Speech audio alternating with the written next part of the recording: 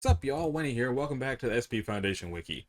In this episode, we're going to be checking out Wallaby Wannabes, the Written Men, Candy Critters, the Bubble Fountain, and Renaissance Organism. Last time I guessed that Candy Critters will probably be the cuter one, but now I feel like it's probably Renaissance Organism because that sounds ominous. But let's check out the Wallaby Wannabes. They're Euclid. Currently, the only known population of 1515 is being kept in Nature Reserve 12, an extended territory of Site 32 located 39 kilometers, 24 miles, east of Alice Springs, Northern Territory, Australia. Any instances of 1515 discovered outside of NR12's perimeter are to be exterminated. Oh. A version of SCP-27 is currently under development to assist in containment of captive instances. Alright. SCP-1515 is a rodent seemingly related to Betedis capensis, spring hare. It differs slightly in physiology, possessing sharper, longer claws than the spring hare and larger teeth. It also displays behavior inconsistent with the spring hare, as detailed below. Upon entering another placental encountering another placental mammal in the first trimester of pregnancy, 1515 will begin to viciously attack the subject, using its large teeth to sever the spine through the back of the neck, causing paralysis in the victim. Paralysis of the subject as opposed to the severance of the jugular vein is suspected to be a behavioral adaptation so that blood flow may continue to the fetus. 1515 generally approaches in packs of 5, which will crowd around the target before one instance emits a loud chirping, which signals the beginning of the process of disabling and extraction. 1515 will then perform a procedure similar to a cesarean section using its long claws, wherein it will remove the fetus, or I guess foetus, from the mother's womb and place it in its expanding cheeks. 1515 will then gnaw off the skin of the still living mother into thick sheets, which it sews together through the use of sharpened bones and sinew, again from the mother. Once the patches of skin have been sewn into a pouch, 1515 will stitch the edges of the pouch against its abdomen. It will then place the foetus in its pouch and leave the area. They have been known to share the foetus among the group once it has been extracted. Behavior is consistent among males and females and takes an average of 3 hours to complete. Procedure does not appear to fulfill any evolutionary purpose and is detrimental to 1515 survival. The reasons for this behavior are unknown and are the reason for its anomalous classification being in direct contradiction with evolutionary theory. The foetus has invariably died from this procedure. 1515 will leave the rotting foetus in its pouch until it and the pouch have completely decayed. 1515 has been known to die from severe infection because of this. In the case that there is not a sufficient amount of organic matter in the foetus available to all members of 1515 to share, brief or long and ritualized fights are carried out among them. Instances of 1515 hunting in pairs do not usually initiate this behavior. Instead, each instance will grab the foetus by one end and begin to pull until it's either split or emancipated from a respective 1515 instance. First instances of SCP-1515 were discovered in small colonies near Alice Springs, an area not usually inhabited by the spring hare, a native of southern Africa. It reproduces normally. If this is what they do when they're adults, how are they reproducing at all? If, like, them doing this makes them die, how are they reproducing at all? Maybe they shouldn't be. Anyway. Next up is the Written Man, who is also Euclid. SCP-1516 is to be contained in a standard humanoid containment cell at Site 49, furnished with instances of 1. 1516 is to be provided with written words referring to food and nourishment. Under no circumstances is 1516 allowed to interact with written words describing harmful and/or dangerous concepts that may cause damage to the vicinity or the subject itself, or text/inscription-based anomalies, including 1672, 1889, and 2140.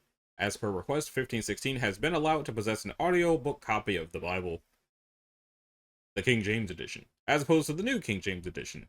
I don't know any other editions of the Bible than that. Description. SCP-1516 is a living typographical illustration of a human being measuring 1.9 meters in height and 78 kilograms in weight. It has a semi-variable appearance and is composed of blank typeface letters and words. I guess that's the hundreds of thousands of words it's made out of. Each part of its anatomy is composed of the Spanish word deformed to fit the shape of that part of the body. The anatomy is always labeled with the simplest possible term for the body part. When viewed from a closer perspective, 1516's form will slowly change its shape to the terms for that part of the subject's body, i.e. its leg would be a deformed leg word, and arms, chest, face, etc. will follow this pattern. This effect continues down to the subcellular level. When examined by an electron microscopy, nuclei isolated from 1516 are all linked A's, T's, C's, and G's linked by the word sugar. While 1516 is aware of this aspect, it appears to be unable to control it in any way. When it performs any action that will produce a sound, it will produce written words and or onomatopoeias from the source of that sound instead, floating on the air for approximately 5 to 10 seconds before suddenly vanishing. Included but not limited to speaking, walking, and interacting with its surroundings. It is of note that digital audio recorders can register them as sounds, but cameras and other visual recorders may register a visual image of. SCP-1516's voice is consistent with a male human in his mid-20s. Whenever 1516 enters in direct contact with a single noun written on any suitable surface, said word will detach itself from the paper and will deform to fit a tridimensional and functional object depicting the previous concept of the word, hereby called 1. Instances of 1 share the same physical characteristics with 1516 itself. It is capable of controlling this ability, but it is bounded by 1516's knowledge and understanding of the word and how complex the concept is. For a full list of its abilities, see test log 1516. And here's the test log. It's actually here for one. The following is a list of the experiments conducted to test the effect on various words at varying situations. Different words at varying situations. Word, sofa. Ouch. Upon contact, the word suddenly detached itself, grew in size, and deformed to form a tridimensional couch. Comma, bed. Similar results to previous tests. Telefono, phone. Upon contact, the word stayed inert. 1516 has claimed it doesn't know how a phone works. Tomat, tomato. Lechuga, lettuce, and cebola, onion. As expected, all the words were effectively turned into one instances. Dr. Blank used a standard kitchen knife to prepare a simple salad. When mixed together, they shifted into ensalada, salad. When allowed to consume the salad, 1516 was capable of identifying all involved ingredients. Vase. No change. It claimed to not know what the word means. Vase. This time, 1516 has been taught about the meaning of the word. Upon contact, the word changed in the usual way. Perro, dog. Sample shifted as expected. When expected, it did not show any life signs. Appel, paper. This sample stayed inert. 1516 has claimed the word paper is immune to its effect. Un silla rota, broken chair. No change. 1516 has claimed it cannot affect anything beyond an isolated word at once. A word written in an individual sheet of or paper of at least 3 by 3 centimeters. Addendum. SCP-1516 was discovered somewhere in Venezuela, following several reports of a man made of letters living in an abandoned house on the mountain. Foundation agents were dispatched to investigate and confirm the situation. He offered no resistance to capture. Witnesses were interviewed and treated with A-class amnestics. 47 instances of one were found on the vicinity and confiscated. Interview log. Agent Vasquez is the first interview following 1516's capture, translated from the original Spanish. Subject appears to be calm and willing to cooperate. Please state your name and nature. I am Palabra Quintero, nothing but a man in this universe. See? How long do you remember being in your current state? I've been like this since I was born. Dad took care of me since I was a child. Where is your father right now? Was he like you? I don't know. Told me one day his job was done and let me on my own. And no, he was more like you. At least, our creator is always watching us, so I never felt truly alone. What do you mean? I mean, we are being observed. They watch over us most of the time, constantly reading our action universe. Who is this creator? He is God. Or should I say, they are God? It doesn't really matter, because God is always reading us. Do you mean watching us? Well, it's all a matter of perspective. In my eyes and in their eyes, we are just all the same thing. See? Any additional information regarding your father? He was a lovely man, but he had problems focusing on in a single subject, nothing more to say. Now, what can you tell me about the objects we found on your residence? Those are words I took from some children's books my dad gave me some years ago. When you say you take them, do you mean physically remove a word from the paper? More or less. It's like grabbing an object from a bag. Although some words are really heavy to lift. What's the most heavy word you ever tried to manifest?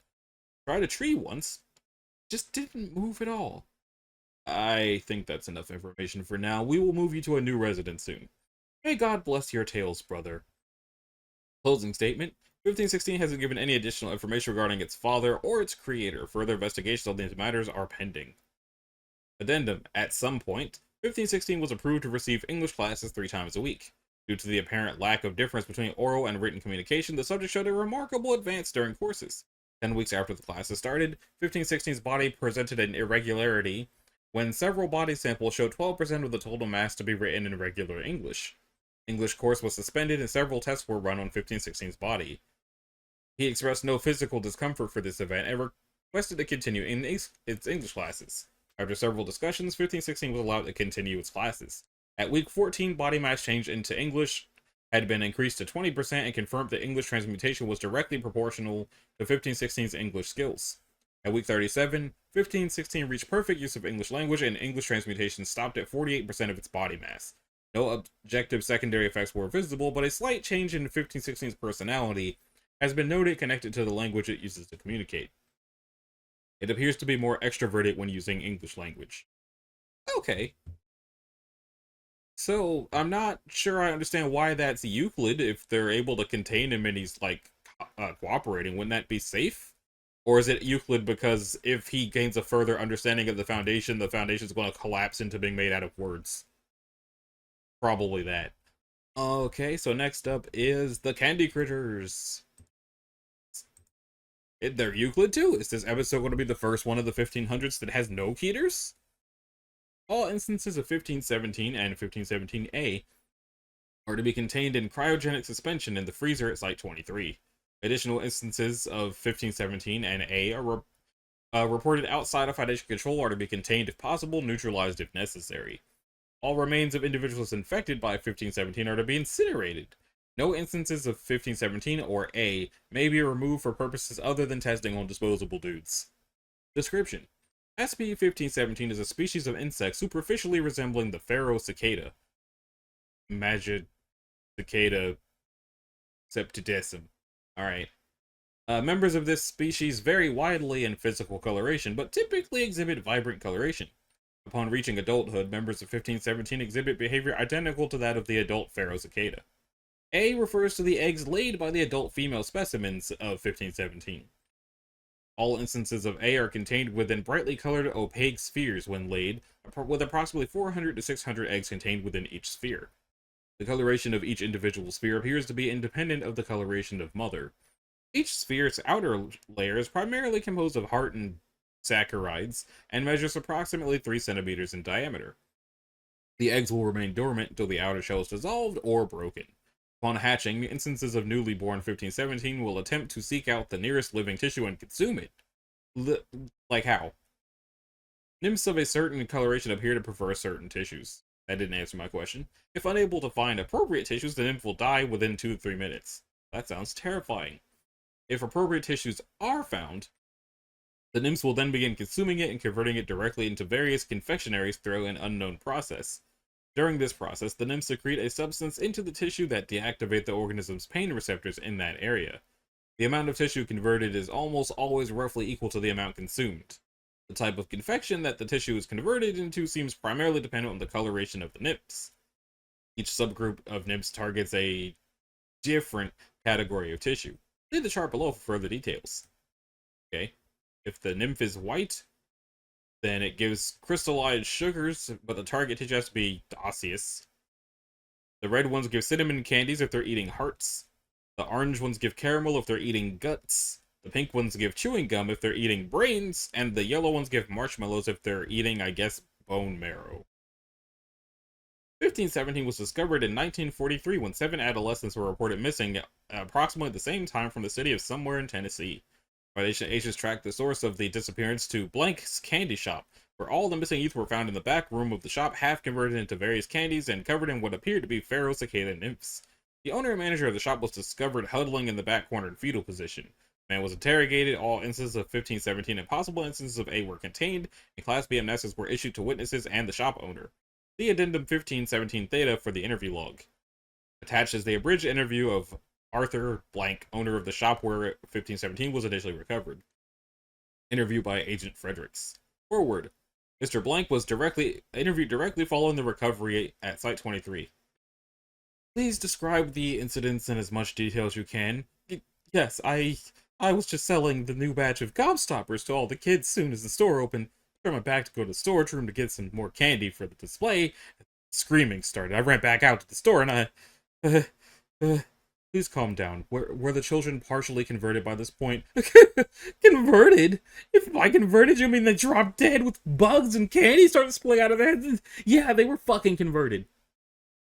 And where did you get the shipment of gobstoppers? It was a new supplier, cheaper than the rest. In fact, weirdly cheap. I should have known something was up. The name of the company was Sugarcomb Industries. Thank you. That will be all. Mr. was administered Class B amnestics and released. No company named Sugarcomb Industries has been found. And Roe was going insane, so he's not evil. He's a victim. Addendum Psi. On October 25th, 1944, experimentation with 1517 on disposable dude 4695 was allowed to progress to the point of total tissue conversion. The process was completed after approximately 1 hour, at which point the converted remains bonded in a vaguely humanoid shape and reanimated. The subject was capable of locomotion as basic motors controls, but did not show signs of sapience or sentience, and could apparently not vocalize. The animate remains appeared to exhibit personality traits not found in previous psychological examinations of the disposable dude, such as a lack of aggressive behavior. The subject remained animate regardless of any mask removed, and was incinerated at the end of the test.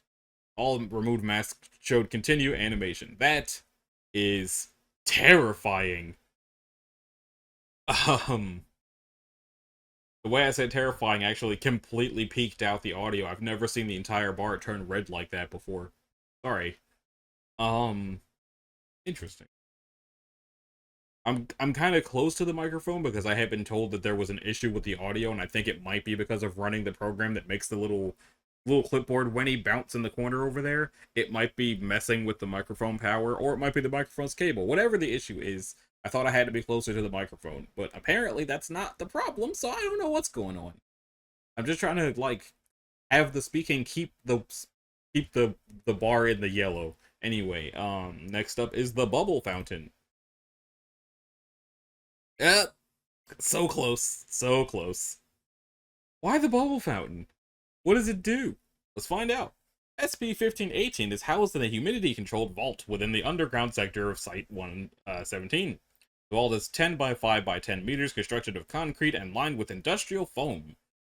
1518 itself is contained in a 1.5 by 2 by 1.5 cylindrical shell constructed of the same industrial foam. Shell's 30 centimeters thick and composed of 2 equally sized pieces divided by a vertical seam. Said seam is hinged to allow the shell to open for necessary rotation and maintenance due to the damage caused by one. The vault contains 4 additional shells for the purpose of rotation. Shells are to be kept open when not in use for inspection. All 5 shells are suspended from the ceiling by the mechanical assembly for use for rotation. At 3-hour intervals, personnel monitoring 1518 are to remotely rotate the shells, using fans to force one released during the rotation into the foam-lined walls. Afterwards, one disposable dude equipped with a foam spray canister is to enter the vault and repair any damage inflicted to the interior of the previous shell. Should it reach its current shell, rotation and maintenance must occur immediately, and the schedule will be adjusted accordingly. Once every 24 hours, 2 level 3 personnel are to enter the chamber and inspect the integrity of the shells. In light of Incident B3, the vault containing 1518 is to be further soundproofed, auditory surveillance to be disabled, and personnel used in maintenance are to be outfitted with ear protection. Are we going to find out what that was, or no? No water lines or systems may exist within 10 meters of the vault. 1518 must not be exposed to rain and must not be transferred across bodies of water under any circumstances. Right. SCP-1518 is a 1.1 by 1.8 by 1.1 meter non-functional limestone fountain, as opposed to a rhinestone cowboy. It does not appear to possess any power source or external operational controls. The fountain is filled with a liquid superficially resembling water. The liquid does not evaporate and appears to be irremovable from the fountain, or the artifact, same thing. It is unknown what mechanism holds the substance in place, but it does not spill if the fountain is disturbed or even inverted. Maybe it's jello. Any solid or liquid matter exposed to the liquid other than 1518 itself will instantly sublimate or evaporate, respectively. So I guess the reason they don't want it to get in touch with any water because it'll just make everything just psst. 1518 sporadically releases bubbles, one of variable size. The bubbles behave largely identically to non-anomalous bubbles, but have not been observed to rupture in any circumstance. After emission, the bubbles will slowly float away from 1518 until they come into contact with a solid or liquid matter other than 1518 itself and the liquid contained within, as the bubbles appear to bounce off of these substances. No adverse effects have been observed from the bubbles interacting with gaseous matter. The bubbles have a mutually destructive reaction with solids, though. The exposed bubbles will reduce in size until it ceases to exist and destroy an amount of matter, solid matter, equal to the volume lost. The mass and density of the substances is irrelevant to this reaction. No trace of the bubble or destroyed matter remains. The bubbles will assimilate all liquid matter they are exposed to and increase in size by an amount equal to the volume of the matter assimilated. Due to this, exposure to rain or atmosphere with significant humidity is typically disastrous. Additionally, the high liquid content of living biological matter generally results in the death of exposed organisms. Generally. Presently, it is believed that the contact of even one bubble with an oceanic body of water is likely to induce an XK-class end-of-the-world scenario. 1518 was discovered somewhere in Bosnia in the 1990-somethings. The area in question was presently involved in a systematic ethnic cleansing due to the ongoing Bosnian Civil War. The cleansing event causing something thousand fatalities had occurred only 10 days prior to the initial rumors regarding the artifact. The primary informant was someone, a member of a death squad hired to carry out said cleansing event. The other 14 members of the squad were killed by anomalous behavior caused by 1518. Shortly after the artifact was retrieved, light rain occurred in the area, causing significant damage and killing the recovery team. The secondary team was successful in retrieval, and the artifact was transferred to Site 117. Blank committed suicide shortly after his initial contact with the Foundation, though his personal effects were recovered, among which was a journal. Foundation Linguistics had provided the most direct English translation of the recovered materials. 1990-something. There's no point in saying the date, they're all just 1990-something. Received a message from Blank today, requesting our services in redacted. I knew that the place had a severe infestation and was honestly surprised we did not hear from him there sooner.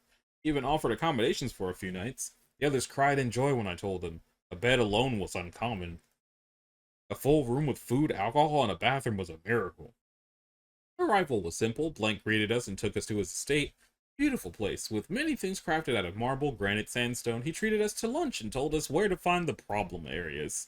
He had a little place set up on his balcony with binoculars and a telescope. Apparently he wanted to watch tomorrow. Preliminary sterilization without incident. Males are clean, females and minors held on the first floor of the estate. Do not know why the others kept the minors too. Normally they will be cleaned with the males. Blank gave no complaint. He seemed to be enjoying everything.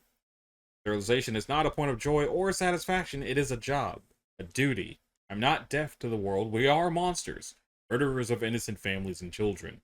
The world feigns to care. It did not lament those suffering in my country until we killed them. It did not lament my wife when she died, or my children when they died. I do not humor the world and its righteousness. Others are not like me. They laugh and jeer. They take prizes and flesh. Today they took their prize not only from the females, but the minors as well. They were done, they threw the minors into the river and would not kill the females until every minor had drowned. Blank clapped and hollered from his balcony. I returned to my room, considering my alcohol and gun for 2 hours. The latter I consider every night. There is no justice, no righteousness. Let's see. Okay. The sound of the females and minors plagued my drunken dreams. I awoke after only a few hours. The night was silent. I thought it was strange, for the others would surely still be celebrating. Then I noticed it out my window. Rain. Rain falling upwards. Thought it a dream of drunken illusion. But something told me I was awake. Left my room to explore the mansion. Saw no one. I heard nothing. My hands trembled on my gun. Why I brought it I do not know. What use could it be? Came outside to the courtyard. I saw the others drifting in the air. Was it air or water? Their hair and clothes drifted like they were underwater. Then I saw Blank. He was standing inside one of his sculpted fountains. No, not standing. He was sinking. Blank was sinking into water that could not be more than a few inches deep. He made no noise, word, or gesture. He did not notice me, nor did any of the others. Their eyes were wide and staring to things I could not see. Things I did not want to see. After Blank sank into the fountain and disappeared, the others followed one by one. Then they were all gone. The rain stopped. Silence ended. I could hear the wind. I was chosen to survive and witness. That is my duty. There is justice, and it is unforgiving. There is righteousness, and it is terrible. The water is hateful. Okay, so that was like... We're not done yet, but that was significantly more serious than I thought it was going to be. And funny enough, since my channel got demonetized, there's nothing I can do to warn you guys about that before you watch it. Interesting.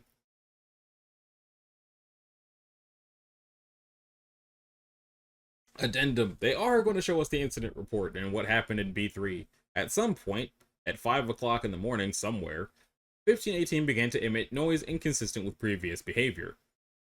This sound was only partially muffled by the foam surrounding 1518 and was detected by the vault's auditory surveillance, exposing Agent Blank to the phenomena. Blank subsequently opened the shell surrounding the artifact against protocol and entered the chamber wherein he attempted to drink from 1518, resulting in his death. An additional 4 personnel were killed by this event before agents with auditory protection were able to disable the surveillance and secure 1518. Phenomenon ceased 3 hours later. The noise generated by 1518 may be observed on recording safely and has been determined to consist of a looped song vocalized by children in Bosnian. The number and age and gender of said individuals is unclear. The cycles of the song are not identical, the lyrics are consistent, but the exact vocalization fluctuates. A complete translated transcript of the song can be found here. I will not be reading that out loud, but I will leave it here long enough for people to see it while I discuss it.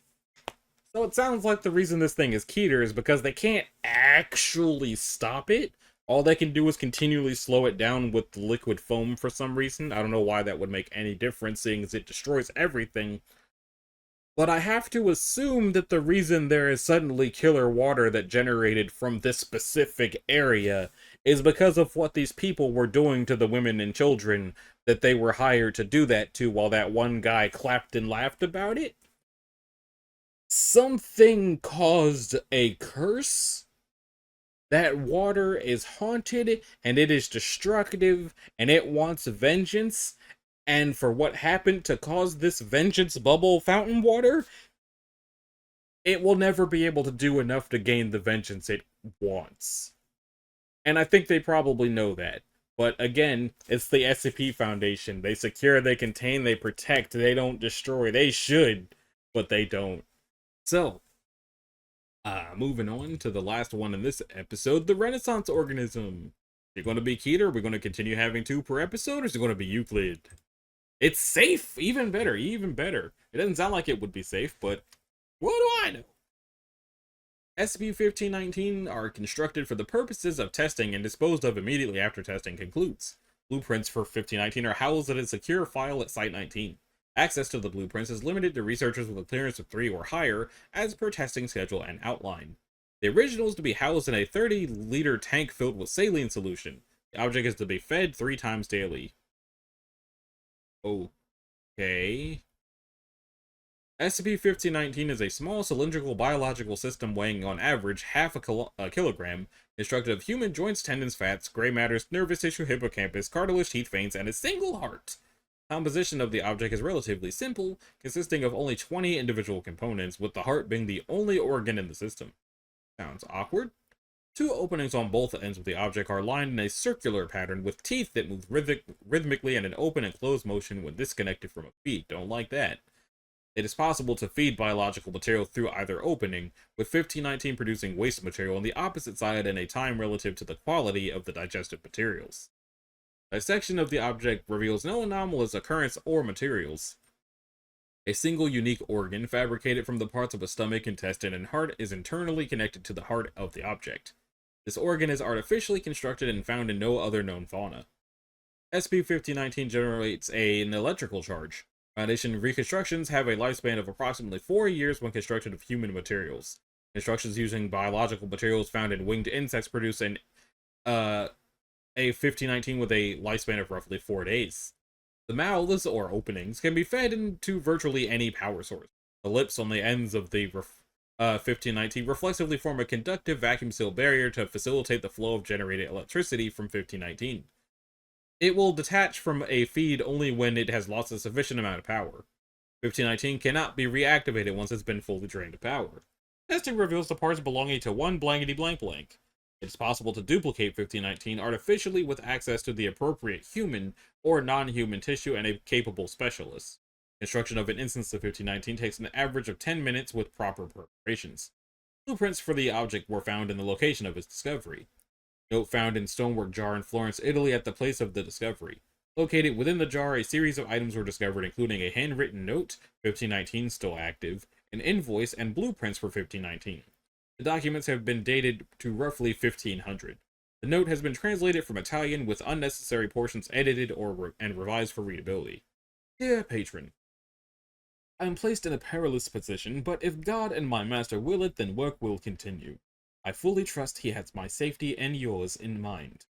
The originals from the East are of far superior quality to what I have been able to craft with a sound conscience. Even now, one of the original lamplighters, the parts of a deceased 23-year-old male, now a 40-year-old man, is still active in my foyer.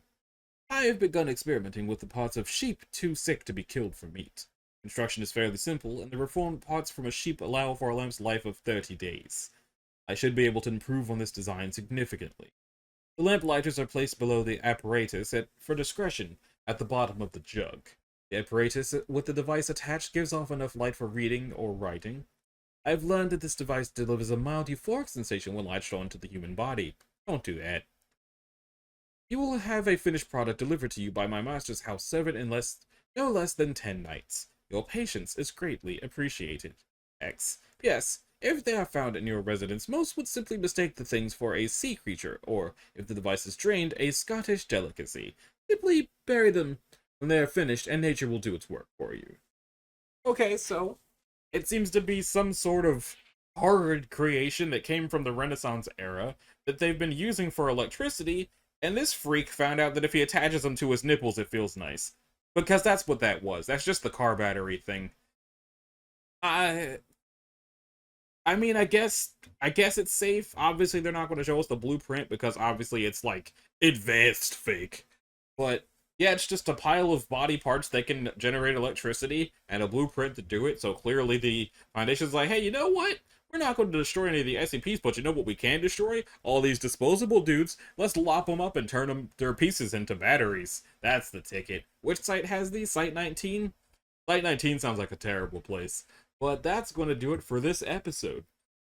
In the next one, we'll be checking out an elderly monk, the most holy bank of His Holiness Pope Leo the 10th Saint in Waiting, ships that pass in the night, Soul Brother, and that might be it. 1, 2, 4, and a small business. If you liked it, a like and a subscribe will be groovy. If you want to click the bell, you can do that as well so that you're notified of future uploads, and I'll see y'all in the next one, which will be coming out in December, so that, I hope one of these doesn't land on Christmas. Later.